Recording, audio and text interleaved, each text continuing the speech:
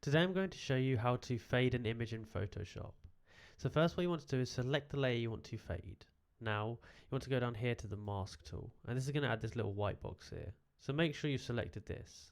Now you want to come across to your toolbar here, and you want to select the gradient tool. It may be up here, or you may have to click and go down onto it. Another thing you do is press G and that will get it. So from here you want to make sure that you've selected this option up here, like this one. You don't want any of these. And then these colors here are what is going to fade from and to. But obviously here we've got it set so it goes to invisible. So now you want to click the bottom of your image or wherever from and drag it up your image. And you can see here it's fading it. Now it's making these squares, and I'll show you why in a minute. But let's say I want to fade to here. Cool.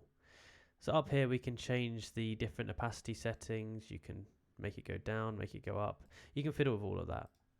Now you want to create an additional layer here, drag it below, and then here you can make a background color. So let's say we want this color as the background. I'm just going to fill this in here, and you can see if I remove this layer, it's just red in the background, and then if you put it in, it fades to that like that. So that's how you do it.